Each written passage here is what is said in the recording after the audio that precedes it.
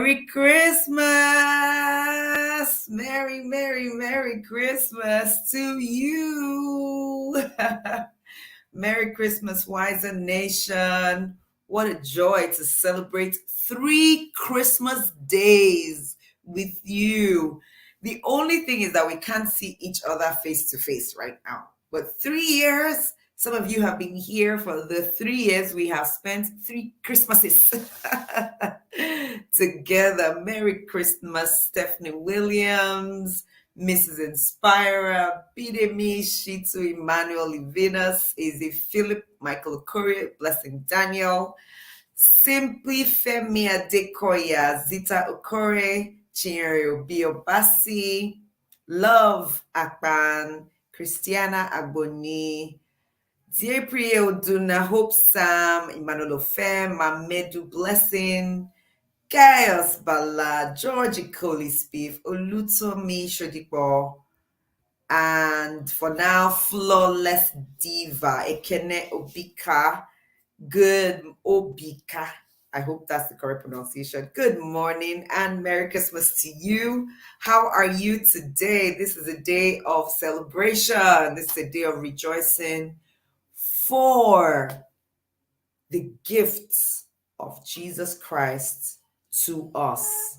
Of course, you and I know he wasn't born on December 25th, but it's the day we celebrate and mark his birth and his existence, and we are grateful. Bisola Florence, welcome. Good morning. Merry Christmas. Thank you. Thank you. Thank you. Thank you. Thank you. Yes, very Christmassy, right? A joyous Christmas to us all. Okaima Ohizwa, Senior Okaima, Merry Christmas to you. A joyous Christmas to you and to all our families, to all our friends. May it indeed be a Merry Christmas. And the merriment, yes, I know, can be measured by how much we have to eat, to drink. I think it can also, or should also be measured by how much joy we have in our hearts, how grateful we are for existence, right? Anthony Ogudra, Nancy Dehe, Ofonime Thomas, good morning and Merry Christmas. So we're jumping in. Hey, Jess. How are you this Christmas morning? How are you enjoying your village? Oh my gosh, the Hamatan is so sweet. Everywhere is so dry. I love it. I love it, love it, love it. Chapter 25 is our text for today. If you just give me one moment. Okay, yes, here it is. Chapter 25 is our text for today, and as usual, we're using the Message translation. Let's jump in. There are also these Proverbs of Solomon collected by scribes of Hezekiah, king of Judah. God delights in concealing things. I don't know why, but he delights in it. Scientists delight in discovering things. He delights in concealing things doesn't mean he conceals everything. It's just something he enjoys doing. It's one of his hobbies. That's how I see it, because we remember that we have wisdom who is calling out on the streets, on the intersection of Main. She's there at the highway. She's just right outside our front yard, our backyard. She's everywhere calling up for us. So she's not concealed per se, right? He gives life, breath. He gives insight, right? So God delights in concealing things does not mean that God conceals everything. He just delights in it. You know how you have that child who just likes to hide something. I was like, come on, look for it, peekaboo. Scientists, students like us delight in discovering things, in finding out. I think this has been one of our most recurrent themes this WISER, that it is our prerogative to discover, to search out, to bring out, to find out, not just to say copy as received or copy what you forwarded as received. Discover things, search for yourself. Verse 3 says, like the horizons for breadth, the horizon is very wide, and the ocean for depth, Oceans are kilometers, hundreds of, is it hundreds? Yes, hundreds of kilometers deep, or at least tens of kilometers. Please, somebody should Google the deepest depth of an ocean. I thought about it yesterday, but I didn't Google it. Deepest depth of an ocean. As deep as that, as wide as the horizon, is the understanding of a good leader. The understanding of a good leader is broad and deep. So, for us who want to be good leaders, something that would be expected of us from today, because I always say my new year has started 25th. We're in 25th December. We might as well say we're in 2023, right? Something that's expected of us this year, this new year of 2023, today, from now, is, wow, 11,000 meters. So yes, thousands. That's how many kilometers? That's 11 kilometers, I think. 11 kilometers deep, thousands of meters deep, 11,000 meters deep. That's a lot. 11 kilometers, that's a long drive. That's like a what? A 10-minute drive, 15-minute drive. Wow. Okay. So something that will be expected of us who intend to be good leaders, who want to be good leaders, who desire to be good leaders. Now, not everybody desires to be a good leader. Some people just want to be leaders. But those of us here want to be good leaders. Means that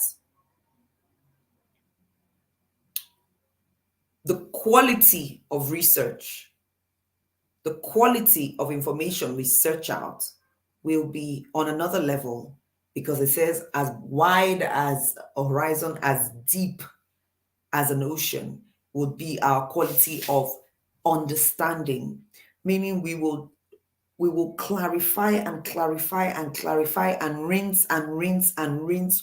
We have no room for assumption whatsoever, so that we really have the understanding that is expected of us as good leaders. If you're with me on this, please write in the chat, I am with you. Erica, are you here? How are you going to write that? Verse 4, verses 4 and 5, remove impurities from the silver, and the silversmith can craft a fine chalice, a fine cup, a fine ornament. Remove the wicked from leadership, and authority will be credible and God-honoring. Please see the word remove. This is so instructive. How? How do you remove someone from something? Since there is no vacuum in existence, like we always say. Excuse me. Since there's no vacuum in existence, how do we remove someone? We remove someone by replacing with another. We put in, it means we install someone else. We insert someone else. We ensure someone else sits in that role. Many of us here are going to have to, we must of necessity, put ourselves in, make our way into the place of leadership, because we are the good ones, the good leaders. So to remove wicked people from leadership, there must be a substitution. Yes, that's the word. There must be 11 players on the field. So if you're bringing one out, you're putting another one in immediately, except there is a red card and then one team suffers a loss. We're not looking for a red card scenario. It's an exchange, a substitution. There has to be. So in that place where your pain is, whether it's in business, in governance, in leadership, in political leadership, and we are crying out that, oh, there are bad leaders, wicked people in civil service, means we are going to have to work in civil service as the good ones. Yes, we're going to have to desire, lobby, contest, ask for, make it happen that we are the ones in the places of leadership. Dora Akunyili wasn't necessarily, and I read the book this year, wasn't necessarily seeking a place for leadership. But after she had served in 1, 2 places successfully, and the president, Olusegun Obasanjo, called her to say, I have a job for you. She didn't say, well, let me think about it. This was not really my thing. Me, I don't want to be seen. Me, I just like to be in the background. Let me just, do my thing. So, the excuses some of us make. No, this one, all eyes will be on me. No, no, no.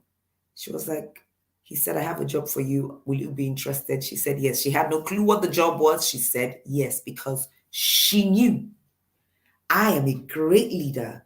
And so I ought to be in a place where I can really sanitize, do the work.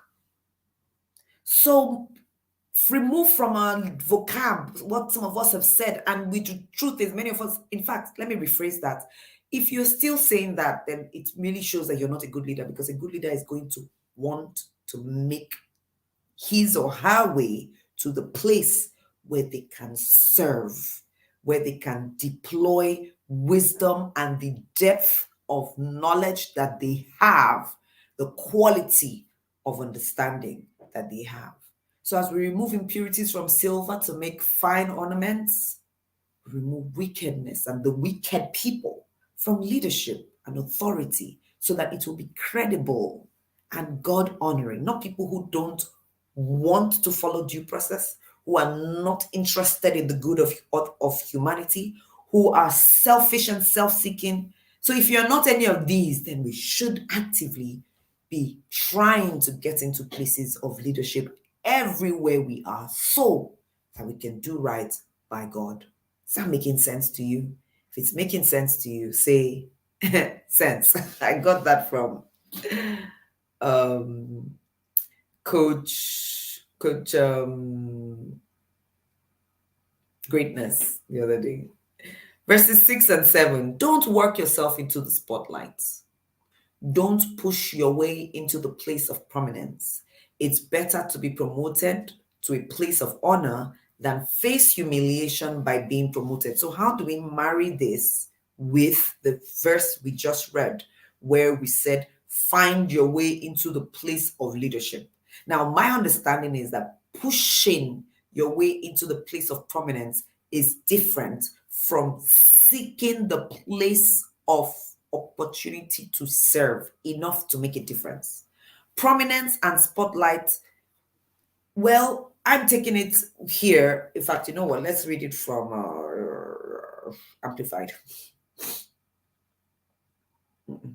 Amplified. Where is my U version? Proverbs 25, Amplified, verse 6. Be not forward, self-assertive, and boastfully ambitious. Now, this is I was going to say that I want to compare this to the difference between pride and arrogance, being proud of yourself and being arrogant. Pushing yourself into the spotlight is like being in a place of arrogance, not necessarily into a place to serve. Be not self-assertive and boastfully ambitious in the presence of the king, and stand not in the place of great men, for it is better that it should be said to you, come up here, than you should be put lower in the presence of the prince whose eyes have seen you. So don't go to a place that is not yet your spot. Make it your spot. Don't go into a place where it has been reserved for, as it were, a special guest, and you are not yet a special guest, but you go and sit there. Do the work first and be the special guest, so that when you walk in, they say, oh, come in, Joyce Daniels, your seat is in front. Not just that you will come in and say, who are these special guests? I mean, I'm a special guest too now. I sit down here. That's working your way to the spotlight. Do the work first. Walk up. Go through the elections. Go through the primaries. Go through the work. Go through the getting your first class and the 2-1, so that when they say those with first class and 2-1, please come in. Come in. Go through the getting the master's degree. Go through the getting the what's the word? The postgraduate degree. We graduated with a 3rd class. That's a challenge. You're now needing to have a postgraduate degree and something else that maybe will now have a first class or a 2-1, so you can use that to take away the issue. Don't work yourself into the spotlight or push yourself into the place of prominence, but rather be promoted. So this year, this is our season of promotion, and promotion only happens to those who do the work, Don't jump to conclusions. Do this, just shake your head and do this. I am not jumping to conclusions anymore. There may be a perfectly good explanation for what you just saw. I remember years ago when Uber became a thing in Nigeria, and this lady somewhere in Lagos was ordering rides to take her to work and bring her back daily. And one day she came back and her, I think, landlord, somebody said, that they were talking about her in the compound that day. How different men, they come pick her every day. No, they never see her type before. Every day, a new man. And her shock was, a new man? How? Where? It didn't click immediately. And again, for real, this one was for real, it was not a hoax. Somebody said they saw her now every day, different cars, different guys. And she was like, oh, you mean my Uber drivers? Like, they're taxi drivers, but Uber comes with air-conditioned vehicles. They're not like the regular yellow taxis that we had been used to, or the drop. Many drops did not have AC. Uber will come complete with a clean move. Wow, that's a classic case of jumping into conclusions for something you saw with your two naked eyes. You know how you will say, I saw it. This one will be same person tell me, I see her with my two naked eyes. What you just saw may be misunderstood. Yeah, different men them. Don't jump to conclusions. Joyce, look, for anything you saw somebody take money out of your bag and put it in their pocket, don't call them thief first. Ask them what they're doing. And they would tell you that they were trying to protect your money from you. I'm just making a joke of it. It goes back to our running theme. Ask questions. Find out. Search out. Remember the other day we said observation is not enough, because what you observed may not be the whole truth. You observe and then you interrogate, because what you observed may not be everything that there is to know. I saw it with my two eyes that guy was eating the fish raw. Yes, you saw it. Now we ask him, was the fish raw? And then he goes, no. We cooked it the day before, seasoned it, cooked it very well. And then there is this glossy thing now that we can rub on the fish that makes it look alive, right? It's just so that we can entice people to something. I go, really? So that was not a live raw fish that you just ate? And he goes, no. It was well cooked. In fact, let me show you how we do it. Ask. Don't draw conclusions.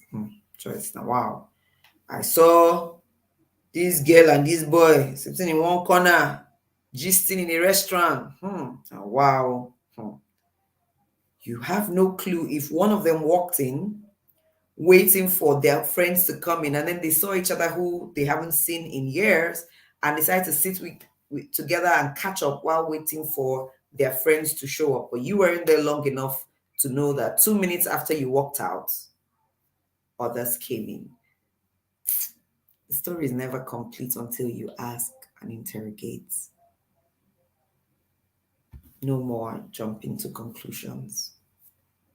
Oh, this person was just trying to rip me off. Ask first. Oh, this person is just trying to be this. Ask first. That was just plain wickedness that they're doing. Can you imagine they carried our things and put them outside? Ask why first. You might get there and they say, we saw that water was running, and so we decided, look, there's so many things. And I'm saying them because I've been in places where I have assumed.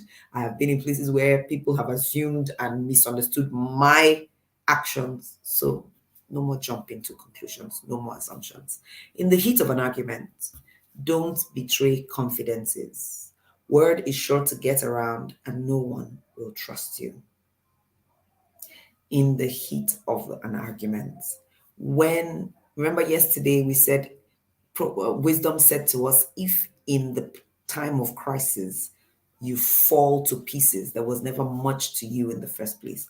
I would have kept your secret, but because we're quarreling now, I'll tell. Me, and when I keep talking about this, two of my friends were quarreling years ago, and I was the umpire trying to settle them. And one of them just kept going off. It's not you that told me this. Joyce, even what she said about you the other time. It's not you that said this. And I was like, oh my gosh. And personally, I don't know that I've ever really recovered from that experience. And it was not about the one that was being accused. So I would say A and B were quarreling. And I mean, they're just sweet friends. We're all great friends. And B was trying to explain the issues at hand, the matter on ground. And I could see that it was making A uncomfortable because she really, in my opinion, was the one kind of at fault, taking things out of context. So I was trying, listen to what she's saying and let's, calm down and let's talk about it. This is the point she's trying to make. This one was angry and was just attacking B. And after a while started saying, B, after all, you're the one that said this that day. After all, I'm like, all those things you're saying have nothing to do with the quarrel, the issue at hand. And A just kept going off. Joyce, she even said this about you. And I'm like, she said it when both of you were gisting. It had nothing to do with me. Why rope me into it now just to spite her? B and I are still pretty good friends, funnily. A and I, not so good.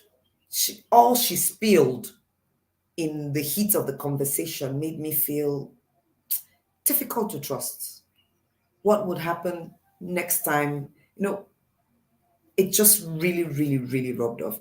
And she kept going, if we didn't quarrel, if we don't, if we, after all, I didn't tell you since it's because she has annoyed me now. And I'm like, when somebody else annoys you, what else will happen? What else could go wrong? If you fall to pieces, to me, it questioned the quality of friendship in the first place. If you are able and comfortable to have the nasty conversations when all is well and dandy, but the moment things go wrong, then I don't know that you really, really, really are the friend I want to have all the time. That's what this verse is saying. In the heat of an argument, don't betray confidences. It means there was never much to you in the first place. Word is sure to get around and no one will trust you. After a while, they say, that one, don't tell her anything, or don't tell him anything, because when the chips are down, she would send you to the cleaners. The right word at the right time is like a custom-made piece of jewelry. And a friend's timely reprimand is like a gold ring slipped on your finger. Right word, right time. I desire to be a bearer of right word, right time. I desire to be my lifestyle. I desire my thoughts to be ordered, so my words are ordered for the right time, right word, right time. What are you drinking this morning? Gosh, it's so dry. Cheers to life and cheers to being hydrated.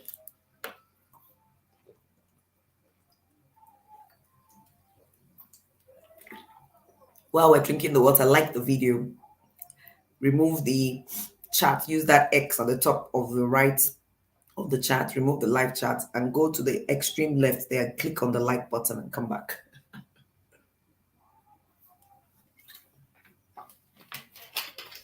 And if you're wondering, yes, liking the video helps the algorithm notice the video and makes it what's the word, discoverable by those who are not part of our community already. So the more likes a video has, the more it's likely to be discovered. So yes, do that. Drink some water, or what are you drinking? Some tea. It's pretty cold in some places, so maybe you're taking something warm. So I want to be one who is able to say the right word at the right time, and I want to be the one who is able to receive reprimand at the right time, so it can be a gold ring on my finger. I also want to be that friend who is able to reprimand my friends when I see them step out of line and not turn the blind eye. I want to be able to reprimand in love. That's my desire. That's our desire together going forward, that we're able to have those conversations that are uncomfortable. Sometimes you don't want to correct your friend. Sometimes it's easier. Sometimes it's easier to correct your friend when you're quarreling. Sometimes it's easier to say the thing when you are angry and then you burst it out. I didn't like the way you did this. I think it tends to be a bit more difficult to have the conversation when everything is right. I don't know if it happens to anybody else. Sometimes it's like, I wish we were quarreling and I've told you that your mouth is smelling. But when we're not quarreling, how can I say to my friend whom I love, we need to do something about your breath. We need to do something about grooming, or I don't want to call it hygiene, but what can we do to ensure you smell fresh all the time? It's easier to say it when you're angry with the person. Hey, you're smelling. Say, I better go and clean yourself. Wow. Yes, I am in the village and I didn't bring my own Lacena. There's no Lacena here at all. So this is what I have here. I have Eva, Aquafina, and other brands, but no Lacasera. No Lacena. When we're in Benin with Lacena, and we didn't just think about it, we could have carried our. No, not that we didn't think about it. The vehicle was full. We had loads of things to come with for gifts, and in the spirit of Christmas, we had quite a number of things. I would share them in the course of the year because I would like people to be a part of those. Yesterday, I reached out to someone here. I've not seen her name this morning, Rosalind Onolaja, because she's from my village. We're from the same village, not from the same. We're from the same town. We're from Ewu in Edo State. I'm from Idunile Ewu. She's from Eko Ewu, which is just next door. It's like walking down from my house. We just walk like 12 minutes and we get down to her house. So I've sent her a message. Oh, we're doing this in the village on Monday. And she sent some urgent 2K that was not 2K at all. Right? And she said these are other things she would like to do at home, but she's not been able to because she needs a credible channel to work through. Right? So he didn't assume, right? He didn't assume. So I realized that it's also good. It will be good for us to talk about some of the things we're doing. So people who are interested in being a part of it, they may have the funds, but haven't had the channel through to say, oh yes, Joyce, because you are the one doing this, I would like to be a part of it. Yes, I can trust you to deliver. Remember where it said here about if you will remove the wicked from leadership, and you're the right one to be in, you need to find your way you need to make your way known there so that people can say, oh, if it's you there, then we can do this. Anyway, that's not an aside. That's part of the conversation. Right word, right time. Do I know Pi Hide? I'm not sure. I just might. I know different Ikides, but I'm not sure which Ikide this is. Verse 13. Oh, I feel a bit more refreshed. Reliable friends who do what they say are like cool drinks in sweltering heat. Refreshing. Oh, I want to be that friend who does what she says. May I say only what I mean, and may I follow through on what I say with action. May I be that one who says what she means and does One of the places where we went to greet people yesterday, one of them said, you told us you will give us or do something that time you didn't do. That caught me. No, that really caught me. And I said, what did I say I would do? No, let me understand. What did I say I would do? And he was going, I said, please tell me so I can redeem myself. What did I say I would do? He was sitting by my side. And others now said, she has offered us drinks here. She brought us something for. So what do you want? Have you ordered your own drink? He said, he will take his own beer. I said, collect your beer if it's beer. But what did I say I would do before that I haven't done? And I kept watching. I watched him and his wife, and he couldn't say anything because I wanted to be clear. Like, have I made a promise somewhere that I didn't keep? Which is something I do not like to do. Even when I'm invited to programs now and they say, oh, come and tell us what you do for us. I'll say, I will talk with you and see how we can work together. I remember a program I was at some months ago, and they said, oh, they called me and some other people to say, one person said, oh, I'll give you a Sienna. And I said this. I said, we will talk and I will see how we can work together, whatever services I can render or how I can be a part of some of the projects. But I'm not going to stand here and tell you I will give you 300,000 when I haven't budgeted it, I haven't planned it, and I can't see exactly where I will bring that 300,000. I'm not going to be under undue pressure. No, I won't do that. We want to be the friends that do what we can, and say what we really mean as best we can. We'll be tempted. Let's just try, right? Let's try. There was that thing, A for effort, right? Get an A for making the effort. Today is the last day of our lives where we would constantly say the things we don't mean. Just, that kind of, I'll see you, my friend. We go jam. Let's be a bit more intentional than that. When a friend of mine reached out to me, was that last week or 2 weeks ago? Oh, Joyce, we should hang out for lunch sometimes. I said, tomorrow. I'm around, I'm in town, let's do it tomorrow. And the next day so I don't want to do that anymore. Well, so sometime we should hang out. I don't want that anymore. I don't want that. Oh yes, sometime. No, when? Open your diary. I'm free within the next 3 days. I don't want to plan too far that bring it here now. Thursday, let's meet on Thursday and let's do it. Thursday looks good for me. Yes. And today's Tuesday, right? So that's day after tomorrow. Great. Oh, I'm not able to come to you. You're too far. Can you come to me?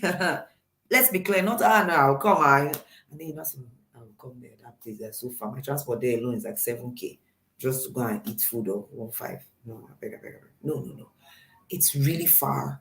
Can you come? Or where's the middle ground? Spend that 3,500. Will you pay my transport? Let's be so free and so clear. Say, like, you are the one asking to have lunch. Would you pay my transport? I don't mind coming if you are taking care of the bill, because this was not planned at all and I am not going to go beyond budget. Remember, that's something we've been talking about as well, right? Being diligent and prudent, even with our finances. Let's be clear. Verse 14, like billowing clouds that bring no rain, is the person who talks big but never produces.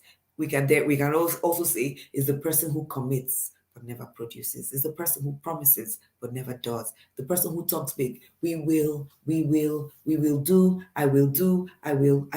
Which one have you? Which one has you? Tell us about what's been done already. We will.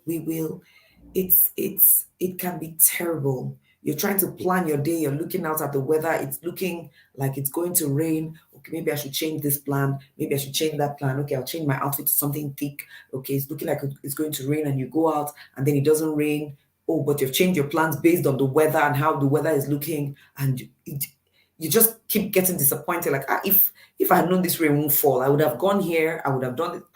It was because I thought this rain was going to fall. That's the life we give to people when we talk big but don't produce. As friends, parents, staff, employees, leaders, if we talk big, let's find a way to produce. I'm a producer. Are you a producer? I'm a producer. I am a producer.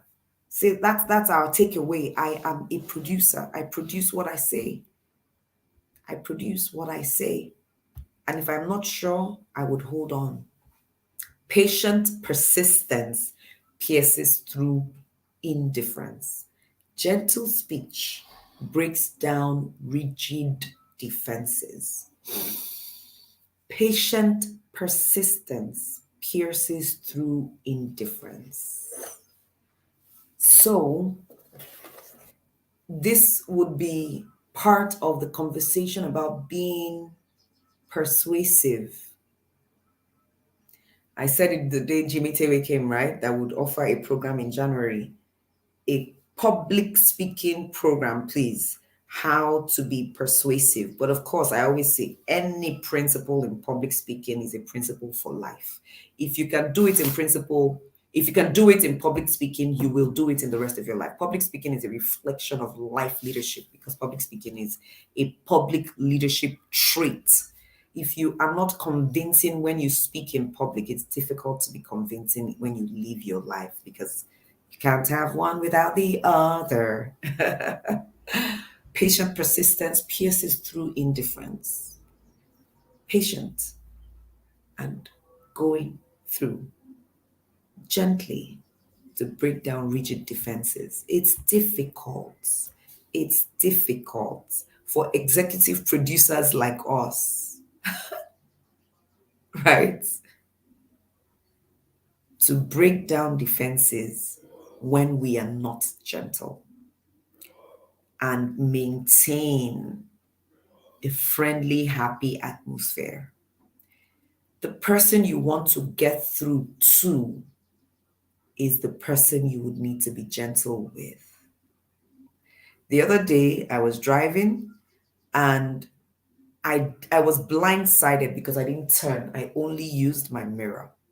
So I didn't realize there was a car right by my side when I was trying to overtake this truck in front of me. So I only used my mirror, which of course I've understood is not the only thing to do. In fact, it was my brother-in-law when he moved to Canada who said, I think he went for a driving test or something. Of course, he has been driving for over, 40 years or something. Or well, more like 30 years or so. And he was using his mirrors and they said, no, you can't use just your mirrors. You must turn your neck because there is that blind spot. And I think he said all his years of driving, he had never really heard it that way or something. So I was blindsided. So I came out. And the moment I came out, that's when I realized I was so close to him. So I slowed down a bit and he came out and tried to block me right on a bridge. And we were all driving with full speed. And he slowed down in front. I was like, this is even crazy. Like, this is even worse. Have you seen the cars coming from behind with so much speed? At that time, somebody might hit me and then I hit you. Do you understand? So this is not even where you stop. But remember, I need to get through to him at that time. So we were moving and he came to the side. And so I wound down and said, I'm sorry. He had already started shouting, what's wrong with your head? The moment he said, I'm sorry, I said, or he heard, I'm sorry, you could see how his whole body just changed. Like he did not expect to hear, I'm sorry. He possibly intended to, thought he would hear something like, are you crazy? Why aren't you? I don't know. But you could see he just wound up. That's gentle speech breaking down rigid defenses. Speaking softly, taking the place of humility. Because yes, I could have started by saying, yes, I know I did what I did was wrong, but why are you stopping in the highway? Oh, there we go, downhill. That's not walking up, that's walking down. And wisdom wants us to walk up. So think about that relationship you have right now that is difficult, whether it's with a colleague, an employer, an employee, a spouse, a parent, a child, community leader. Think about one relationship you have right now with someone and you need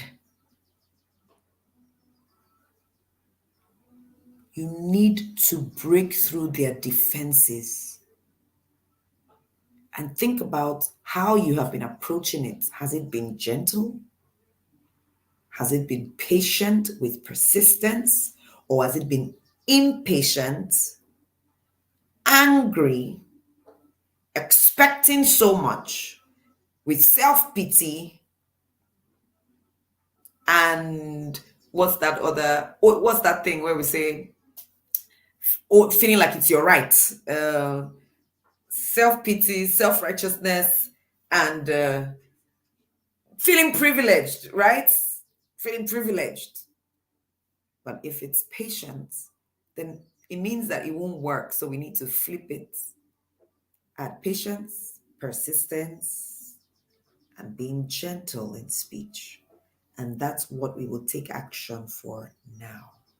We will not get into the conversation and say, hey, well, I said it to you like this because you said it to me like that. No, it was just, I'm sorry. This can we make it work? What would you entitlement? Yes, that's the word I was looking for. Entitlement mentality. Yes, entitlement. What? Can we do that? Somebody might need to send a message to someone this morning to say, I'm sorry for the way I've behaved. I'm sorry. Can we have a better relationship going forward? Even though you really feel like saying, I'm sorry, but not sorry because it was you that caused it and I did this because of it. That's when you will swallow it. It doesn't have calories.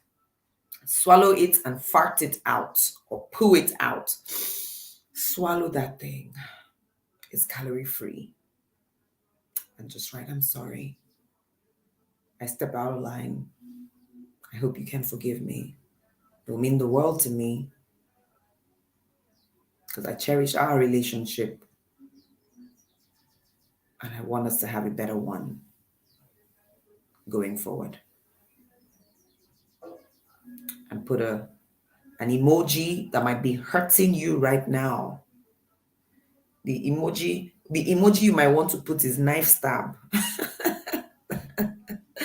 But you put a love sign and send it. And there might be tears in your eyes. But guess what? You are wiser. Wiser is about doing. Sifonobong, Inekame. Pray for strength for you right now to take action now. To take action now. So that we heal. Wiser is about allowing us to live the fullest of our lives and not getting to 10 years away from today and wishing we had. Wiser is about removing the opportunities for regret. You know, when you see that this opportunity will make me be my worst self, but I say instead, let me be my best self so that I have nothing to regret tomorrow. That's what WISER is about, improving the quality of living so that we get to the next year and the next and look back and say, I really am enjoying my life and I have lived my best life so far. So strength to Siphon and to everyone else who needs the strength for patient persistence.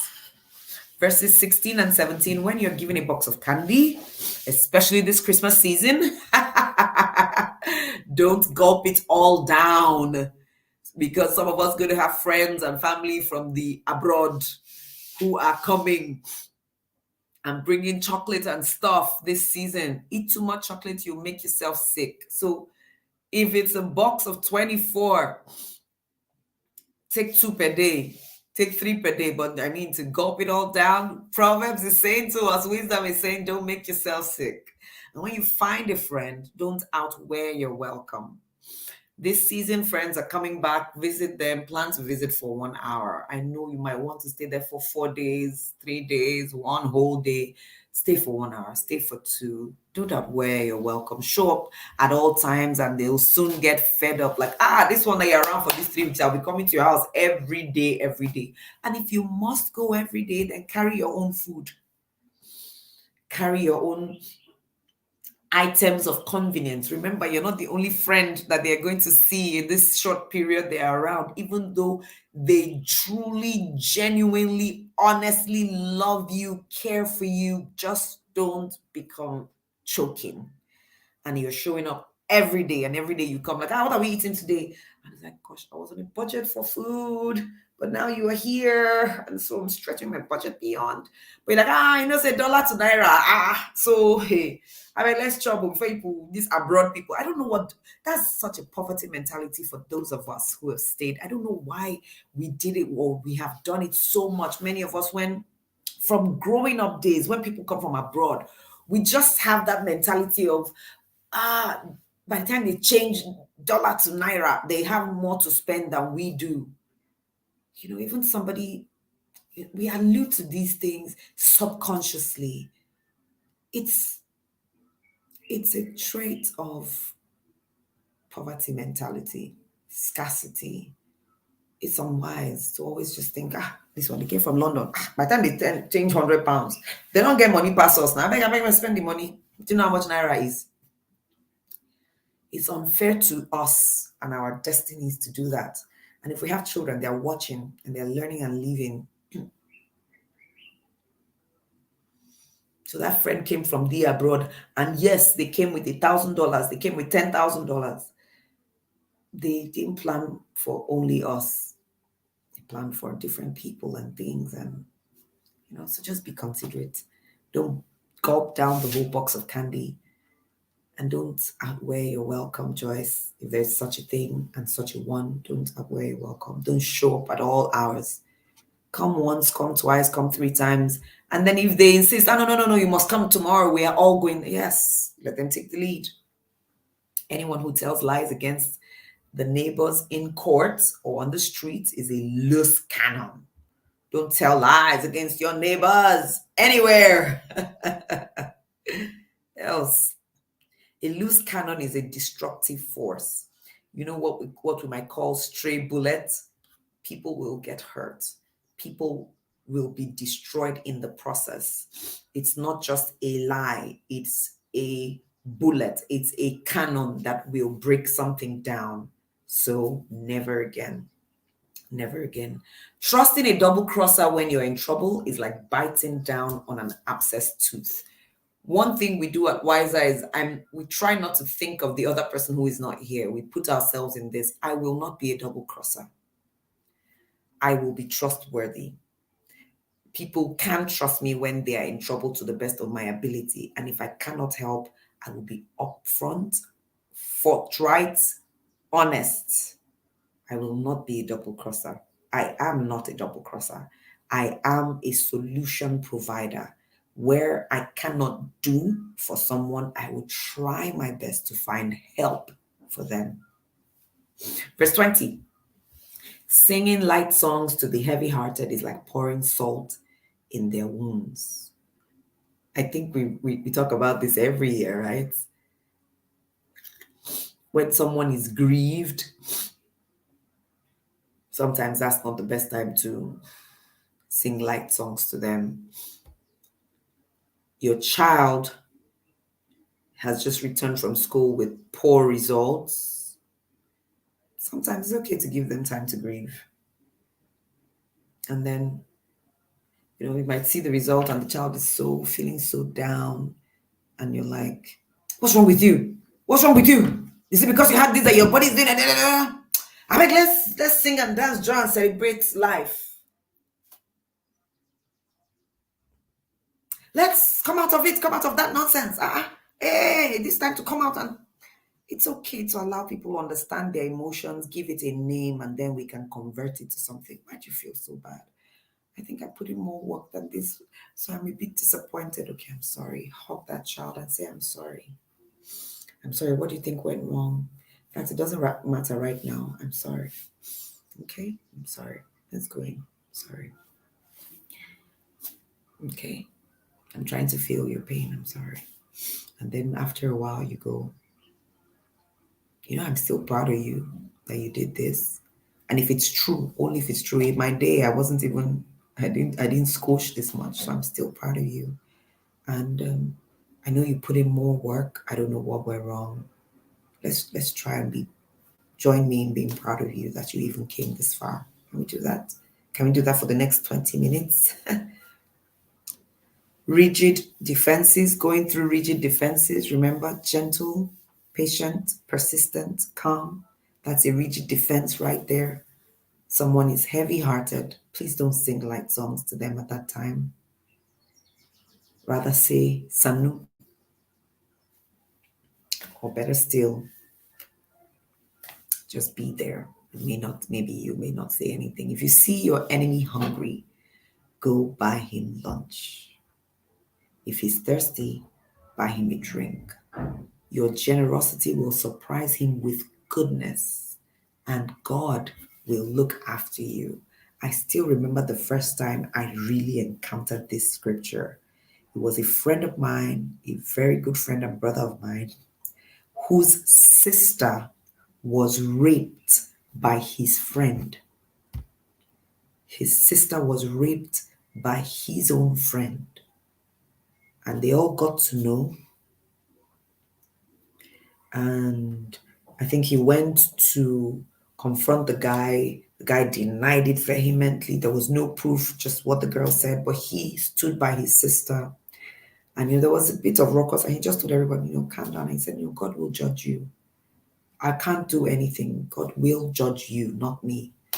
And he left it. And some months or a year later or something, I'm trying to remember, we were going to church. And I think the guy was reported to have been ill and in some hospital.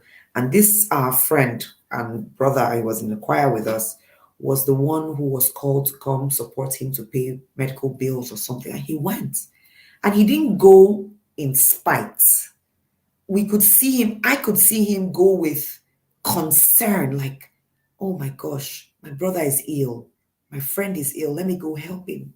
And I still remember when he came back, I think the guy died. The guy died eventually in the hospital. And we were like, how were you able to go there and show him all that love? I think we were at choir practice that day. And he opened this scripture to us. That was the first time I knew this scripture. He read from the King James.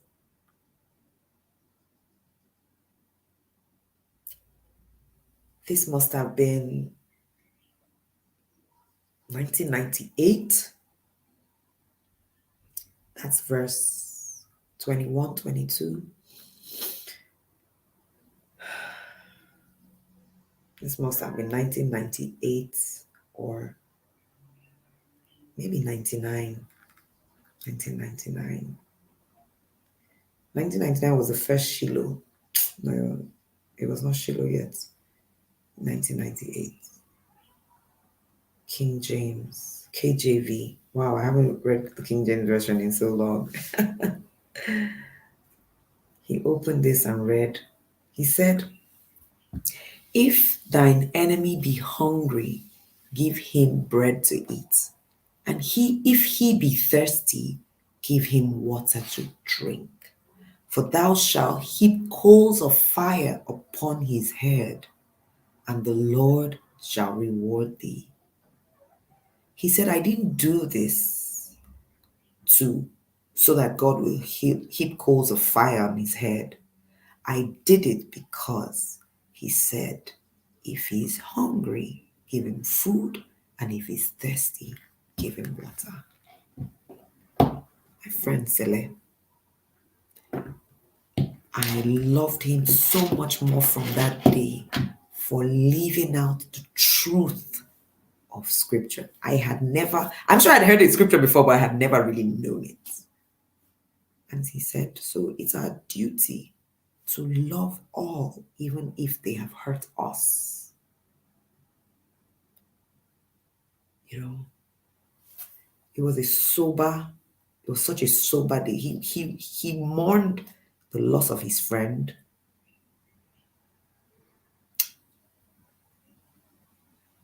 But he also believed God to do what he says he will do. The sister was convinced that the only reason that guy took such strange illness and died was because of that rape. I hope she's healed somehow all these many years later.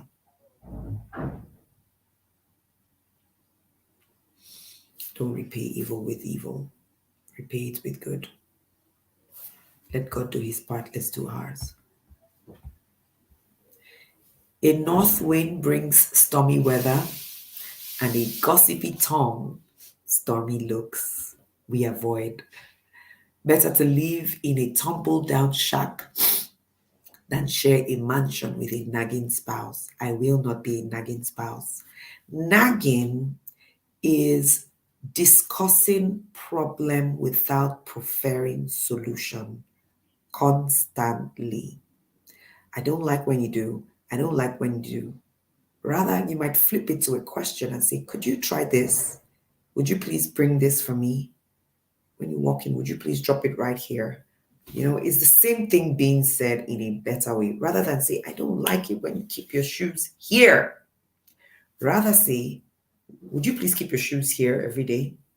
When you come in, shoes there, shoes there. We flipped it from nagging to providing solution. It's called reprogramming. And after a while, the person walks in and goes, shoes here, right? Yes, shoes here. Shoes here, right? Yes, shoes here. Not, if I see these your shoes here again, I will burn them. I said, stop putting your shoes here.